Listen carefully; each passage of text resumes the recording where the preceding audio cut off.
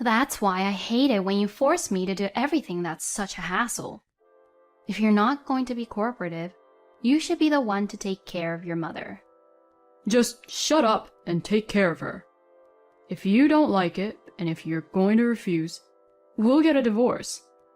These words completely severed the relationship between my husband Lars and I, in which our relationship has been on thin ice. I can't be with this man anymore. Fine, I understand. Then let's just get a divorce. Excuse me? Wait, what are you talking about? When you have no money, no job, and no house, you're asking for divorce? Oh, don't you worry about me. I'll go get the divorce papers as soon as I can. Hey, wait a minute. You can't be serious, right? My name is Megan. I am 32 years old, and I am a housewife. I have been married to my husband, Lars, for 4 years now. We were originally colleagues working for the same company, but when we got married, I left the company to become a full-time housewife. My parents divorced when I was very young, and my mother took custody of me and raised me as a single mother. But my husband did not care about that at all, and took very good care of me. My husband was 2 years older than me and was working in the upper management, so his salary was stable. I think we had a really nice honeymoon when we first got married. I had always had a strong desire to get married, and since my parents were divorced, I longed to be in a normal married life. Maybe that's why I became a full-time housewife. I concentrated on house chores and supporting my husband, who earned money and provided for the family, and I thought that was my happiness. Although my husband was sometimes a bit of a bossy husband, I was happy in my own way. Recently, however, my husband started talking about something really surprising. Can I talk to you for a minute? Oh, what's wrong? My mother wants to live with us. What? It's been 2 years since my father passed away, right? It's getting hard for her to live alone. My mother is 65 years old now, and she has some chronic illnesses. That's why I'd like to take care of her. I was surprised at this unexpected proposal. My mother-in-law, Debbie, who has been living alone since my father-in-law passed away, says she wanted to live together with us. You know my mother is getting weak in the legs. Always being home alone is inconvenient, and it makes me a little anxious about many things. Apparently, my husband wants to live with his mother too. I knew about her chronic illness, and I was concerned about her, but I had no idea that she would actually suggest to move in with us. I had my doubts, but my husband has strongly requested it many times, so I decided to welcome Debbie into our house. When we decided to move in together, my mother-in-law sold the house she had been living in and came to the apartment where we were living, as if she had been preparing for the move. This is how my life with Debbie began. I did not have a bad impression of Debbie. I did not visit her at her place often, but she was kind to me when I went to visit her during Thanksgivings and New Year's holidays. So I thought there would be no problem if I started living with her. However, when it came time to move in together, Debbie began to show her true nature, which she had never shown before. "Megan, can you lend me some money?" "Huh? Why?" "I'm going out to the cafe with a friend. I don't have a job, so I don't have enough money at the moment, you know."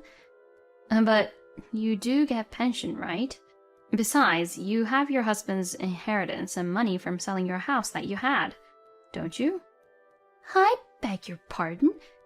What, are you implying that I shouldn't go out and see my friends?" "No, it's not like that.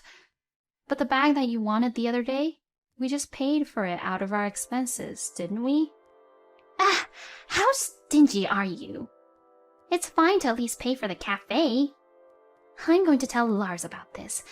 You're a housewife in the first place, so it's Lars who's actually paying for it anyways." "That's true. But my husband entrusted me to manage the family finances.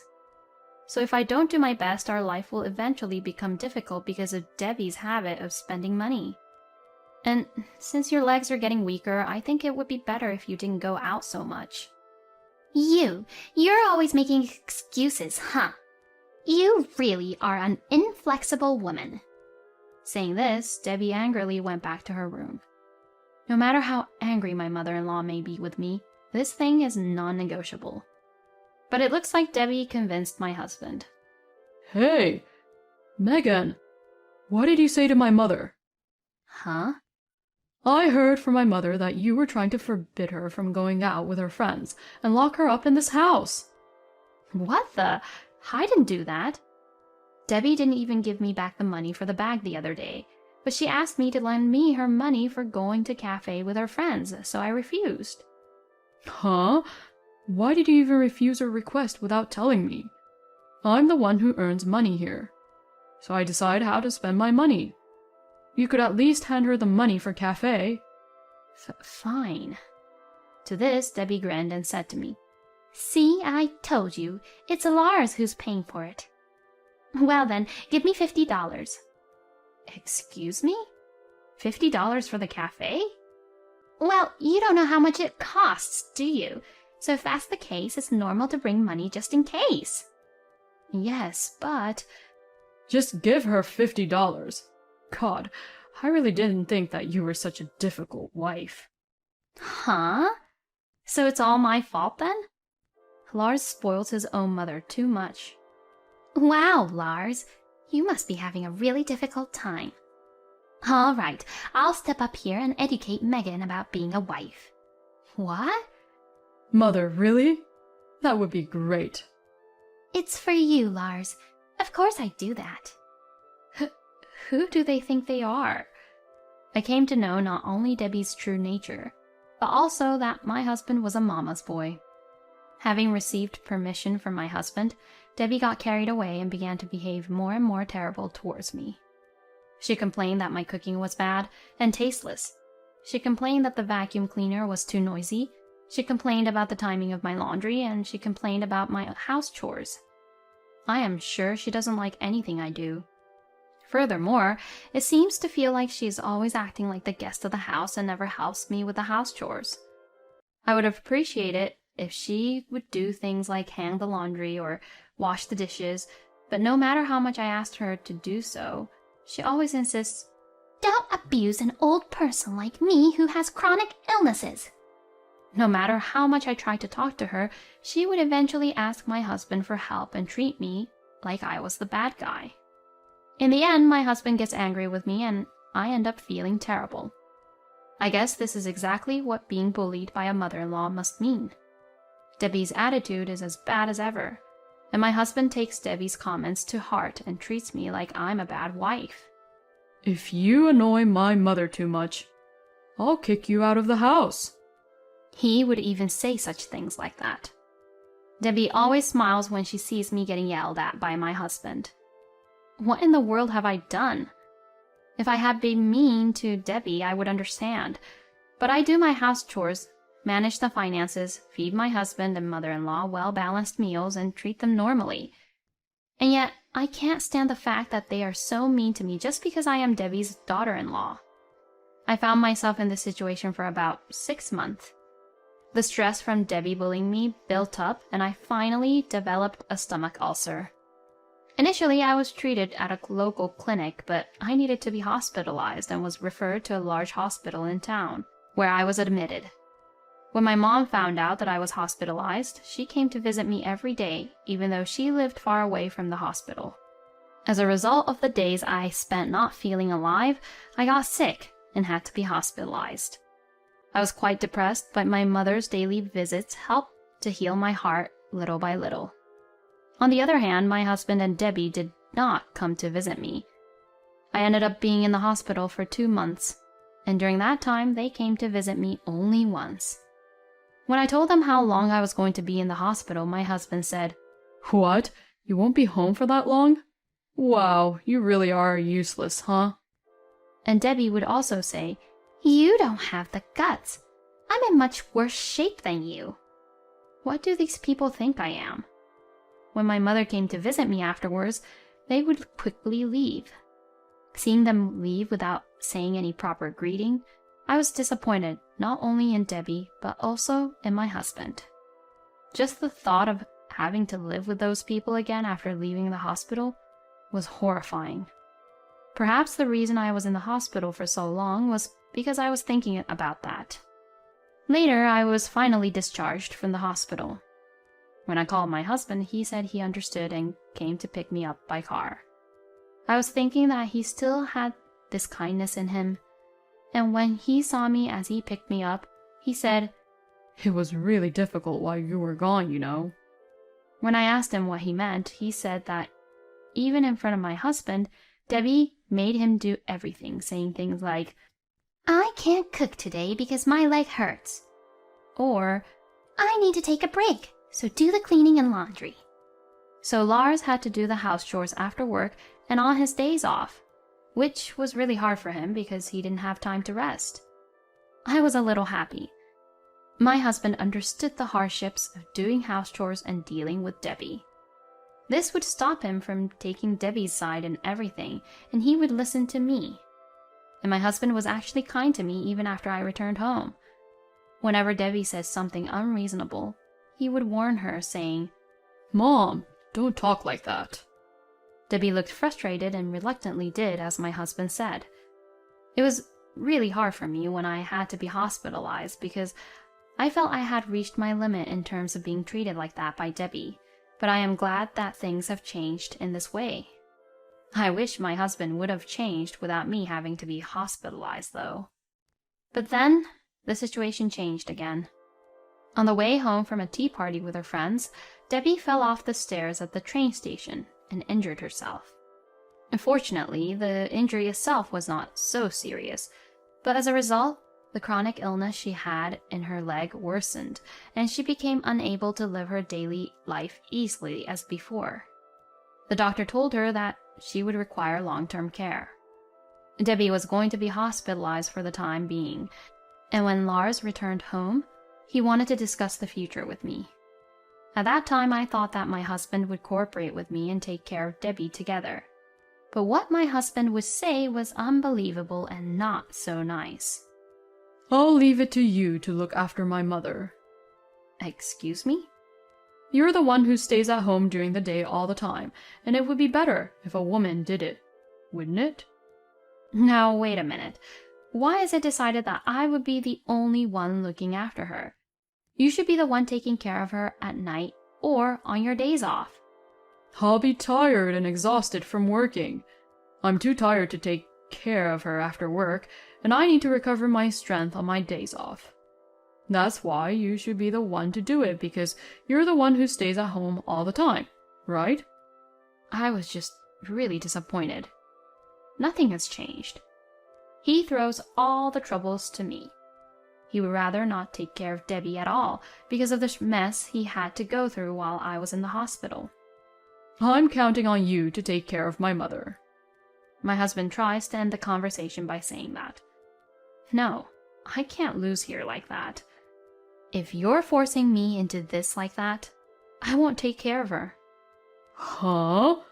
What the hell are you saying?" Lars sounded irritated from what I said. "Don't be so selfish. Who do you think you owe your life to?" That's why I hate it when you force me to do everything that's such a hassle. If you're not going to be cooperative, you should be the one to take care of your mother. When I argued in this way, my husband says something outrageous. "Just shut up and take care of her. If you don't like it, and if you're going to refuse, we'll get a divorce." These words completely severed the relationship between my husband and I, in which our relationship has been on thin ice. I can't be with this man anymore. Fine, I understand. Then let's just get a divorce. "Excuse me? Wait, what are you talking about? When you have no money, no job, and no house, you're asking for divorce? Even if we get a divorce, you really won't have any bright future ahead of you. There's no way that we should get divorced." It seems that my husband has suggested the divorce upon me as a threat. But to me, it was no longer a threat. It had become just a talk of separation. Oh, don't you worry about me. I'll go get the divorce papers as soon as I can.